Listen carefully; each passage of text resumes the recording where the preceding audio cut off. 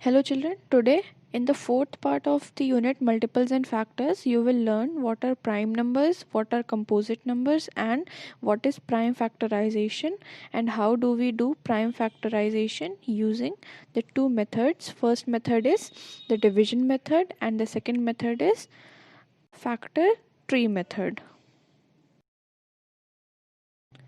Let's understand the concept of prime numbers.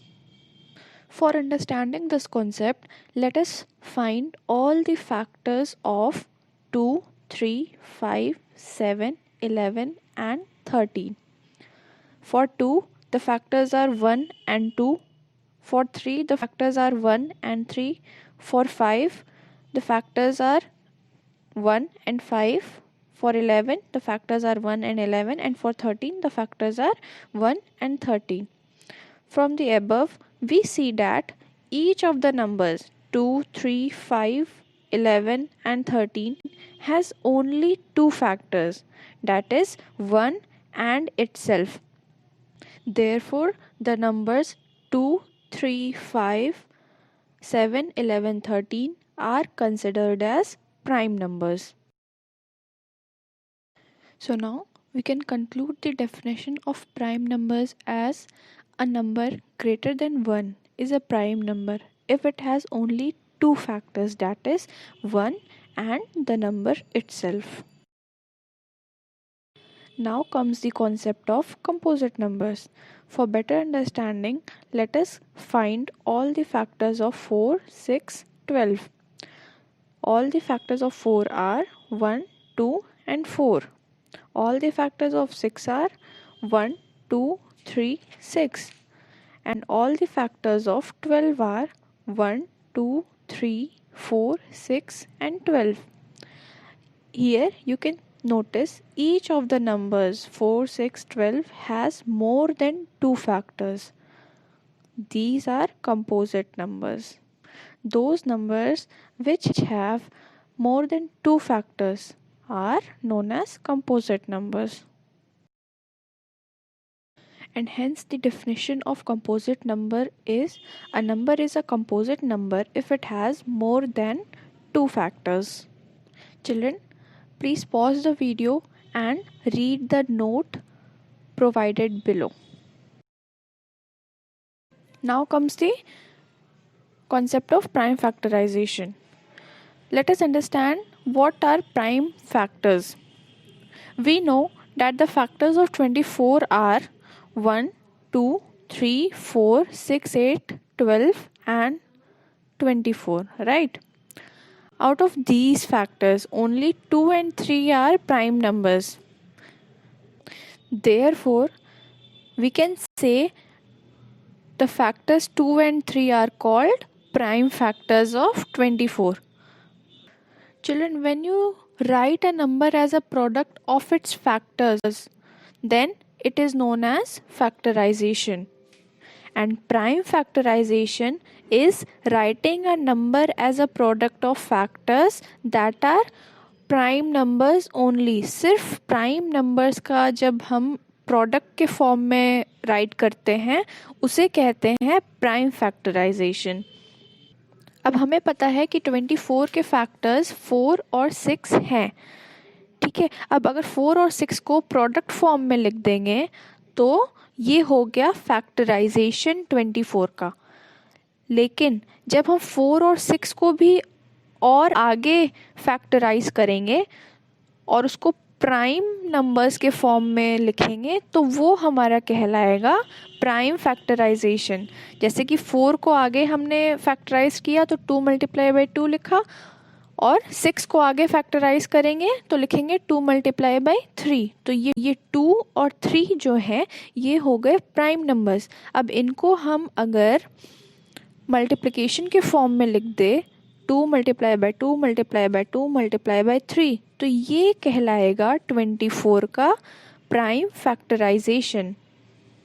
In the same way, 2 and also the prime factors of, not prime, but factors of 24, right? अब 2 तो already prime number है, but 12 को हम अगर prime factors के form में लिखेंगे तो ये हो जाएगा 2 multiply by 2 multiply by 3. Okay, तो 24 का जो प्राइम फैक्टराइजेशन होगा वो होगा 2 multiply by 2 multiply by 2 multiply by 3. Thus, it can be concluded that if a number is expressed as the product of prime numbers, then the factorization of the number is called its prime factorization. Below are a few examples. You can pause the video and go through them. यहाँ पे हमने example में numbers को सिर्फ prime numbers के factorisation किए हैं. आप चाहे तो मल्टीप्लाई करके चेक कर लो कि मल्टीप्लिकेशन पे आंसर वो नंबर आता है या नहीं. Children, right before you have learned what is prime factorization. Now, let us understand how to do the prime factorization. For this, the first method is factor tree method. Okay, in this, we draw a factor tree.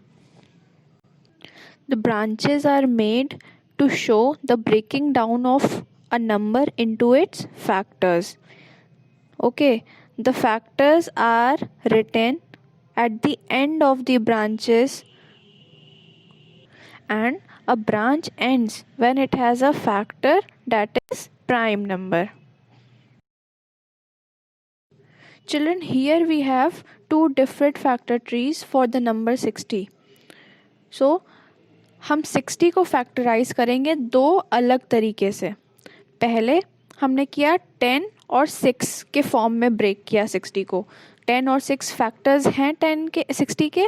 Okay, तो अब 10 को हम further break करेंगे. तो 10 को हम कैसे break कर सकते हैं? 5 2 ज़ा 10 होता है, तो एक सर्कल में हमने 2 लिखा और एक सर्कल में हमने 5 लिख दिया.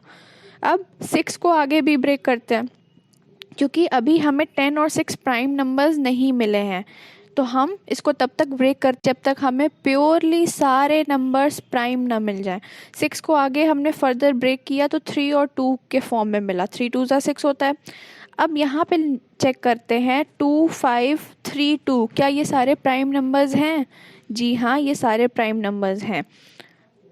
अब हम इसको 60 को 4 और 15 के फॉर्म में ब्रेक करते हैं. 15 4 ज़ा 60 होता है, तो 4 और 15 भी उसके फैक्टर्स हो गए 60 के. 4 प्राइम नंबर नहीं है, तो 4 को आगे फर्दर ब्रेक किया हमने 2 मल्टीप्लाई बाय 2 के फॉर्म में. तो एक सर्कल में 2 लिखा, अगले सर्कल में भी 2 लिखा. 15 को फिर हम आगे फैक्टराइज करेंगे, क्योंकि 15 भी प्राइम नंबर तो है नहीं. तो हमने जब आगे फैक्टराइज किया तो 5 और 3 के फॉर्म में हुआ. तो अब हमारे पास नंबर है 2 2 5 3. ये सारे भी प्योरली प्राइम नंबर्स हैं, तो हम यहाँ पे बस रुक जाएंगे. अब देखो, फैक्टर ट्री 1 में हमारे पास फैक्टर्स थे 2 5, 2 multiply by 5 multiply by 3 multiply by 2. और सेकेंड फैक्टर ट्री में हमारे पास फैक्टर्स थे 2 multiply by 2 multiply by 5 multiply by 3. तो दोनों में ही सेम फैक्टर्स प्राइम फैक्टर्स हैं. तो इसका ये मतलब हुआ कि आप कैसे भी फैक्टराइज कर लो, लेकिन अगर उसको हम फर्दर फैक्टराइज करते रहेंगे और प्राइम फैक्टराइजेशन जब तक करेंगे, तो लास्ट में हमारे पास जो प्राइम नंबर्स होंगे, प्राइम फैक्टर्स होंगे, वो सेम ही मिलेंगे हमें. The second method is division method of prime factorization. Let us understand with the help of an example. Find the prime factorization of 72 by division method. Children, all you have to do is divide repeatedly till the quotient is 1 and start dividing with the smallest possible prime divisor. अब यहाँ पे जो हमने इससे पहले divisibility पढ़ी थी वो यूज़ करेंगे हम फास्टर डिवीजन के लिए. 72 इवन नंबर है, दिस मीन्स ये 2 से डिविजिबल है, और 2 हमारा स्मॉलेस्ट पॉसिबल प्राइम डिवाइजर हो सकता है. तो ठीक है, हम 72 को 2 से डिवाइड कर देंगे. हमें क्वोशंट मिल गया 36, तो 36 को हमने 72 के नीचे लिख दिया. अब 36 को फिर से डिवाइड करते हैं. ठीक है, तो 36 भी इवन नंबर है, 2 से डिवाइड हो जाएगा. 2 से कर देते हैं डिवाइड. हमें मिल गया 18, तो 18 हमने 36 के नीचे लिख दिया। अब 18 भी इवन नंबर है, इसको भी हम 2 से डिवाइड कर लेंगे। 2 से हमने इसे भी डिवाइड कर दिया, हमें क्वोशंट मिल गया 9, तो हम 18 के नीचे 9 को लिख देंगे। अब 9 जो है वो 3 से डिविजिबल है कि नहीं? तो जिस डिवाइज़र को हमने साइड में लिखा और 3 टाइम्स में डिवाइड हुआ, तो 3 को 9 के नीचे लिख दिया। अब फिर 3 को डिवाइड करेंगे, 3 को 3 से ही डिवाइड कर सकते हैं, तो 3 1 ज़ा 3, हम तब तक डिवाइड करते गए जब तक हमें क्वोशंट 1 नहीं मिल गया। Therefore, you can see the prime factors of 72 are 2 multiplied by 2 multiplied by 2 multiplied by 3 multiplied by 3. To check your answer, multiply the factors. जो हमें फैक्टर्स मिले हैं उनको मल्टीप्लाई कर लो। मल्टीप्लाई करने पे वो नंबर जिसका हमने प्राइम फैक्टराइजेशन किया है वो नंबर ही आना चाहिए। So these two were the methods of doing prime factorization of any number.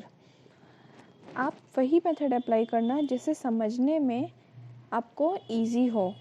दोनों मेथड मिक्स मत कर देना। And in my opinion, division method is more convenient. Okay children, that's all for this unit. Now I'll meet you in my next video with a new unit. Also children, I am attaching the links of previous 3 parts of this unit in the description box, so that if you need to watch them again, you can do that by clicking on the link.